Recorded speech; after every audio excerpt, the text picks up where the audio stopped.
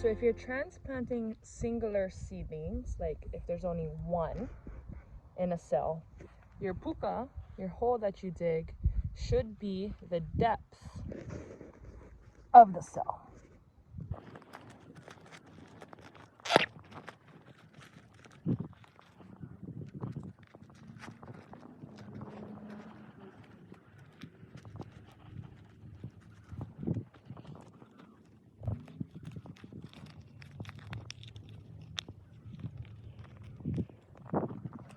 If your lettuce looks like mine and there's multiple in the cell, well, we got some work to do.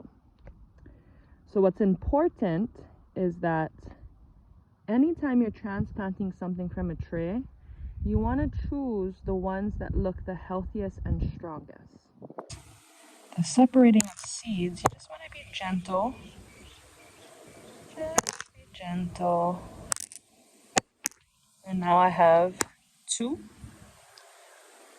little baby plants. This one is going to go back in the cells in the tray.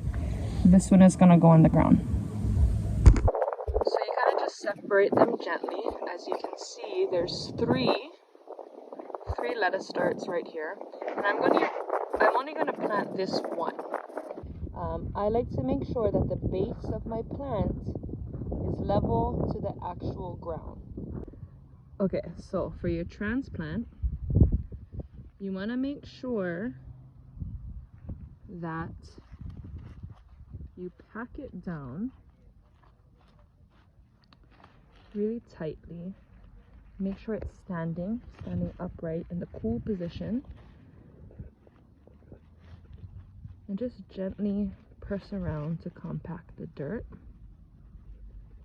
without breaking it. I've snapped some plants before doing this because I was rushing. So just be patient and love on your little babies and talk story, maybe sing a song, I don't know.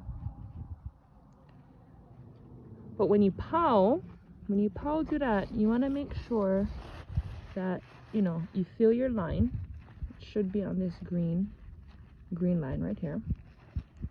And you want to make sure that no more like one bump or anything that'll prevent the water from flowing. You know, sometimes when you dig a hole, you push up dirt, and you want to make sure you flatten that down so that your babies can get some water. And then you're just going to keep doing that all the way until your pail.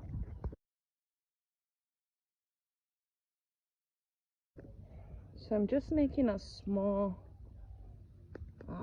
indent, a shallow indent in the soil that I can put the seeds in.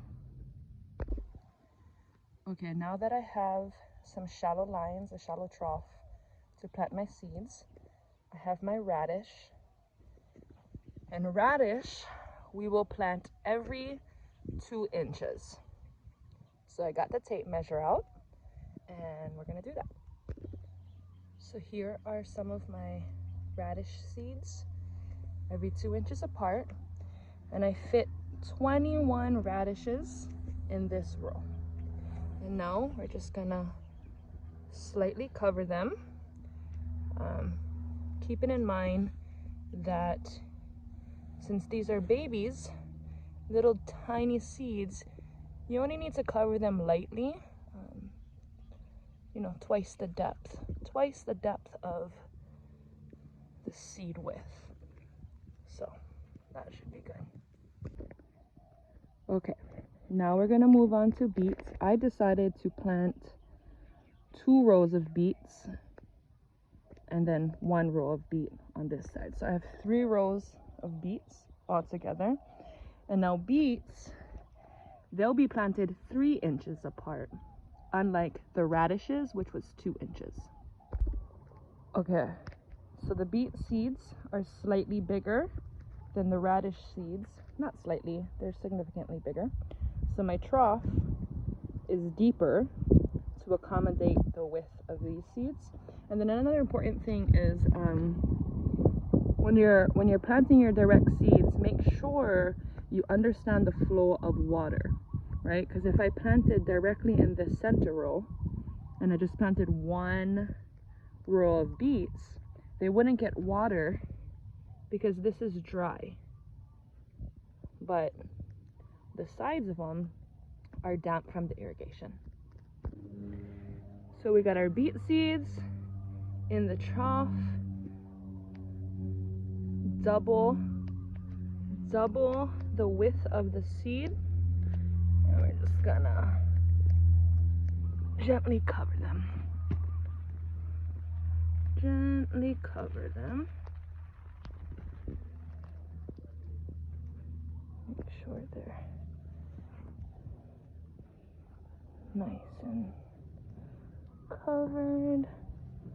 Boom kanani. Okay, so in row 2 we have carrots and daikon.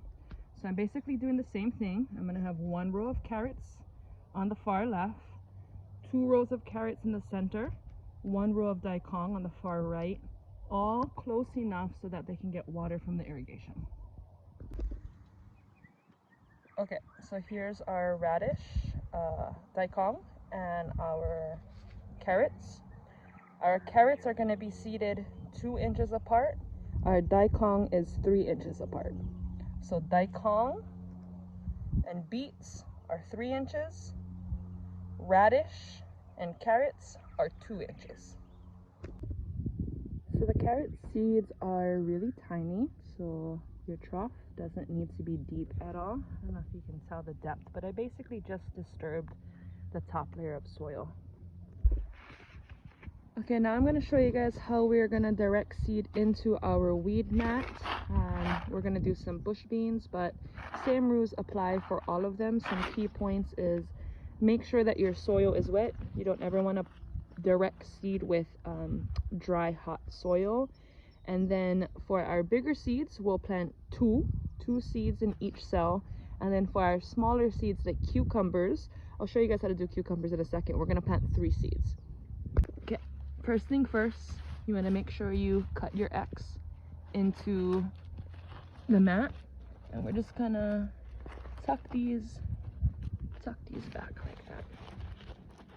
Right, give some room. And sometimes if you don't cut it long enough, it's hard for it to stay out. So I'll just have to cut a little bit more over here. Okay, so once your holes are ready, we want to take a look at our seeds. Because remember, we want to plant them at a depth that's double the width of the seed. Okay, so now that I know the width of my seed, I'm just going to make some pukas with my finger, drop my seeds in,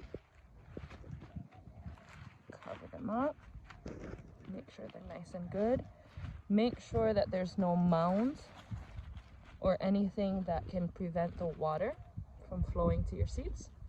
And you're basically going to do that on all of them. So I got my cucumber seeds. My pukas are ready. Now I'm going to check the seed size. This is why checking is important. So I thought the cucumber seeds were small from just feeling the package, but they're pretty big. So I'm only going to plant 2. I thought I was going to be planting 3, but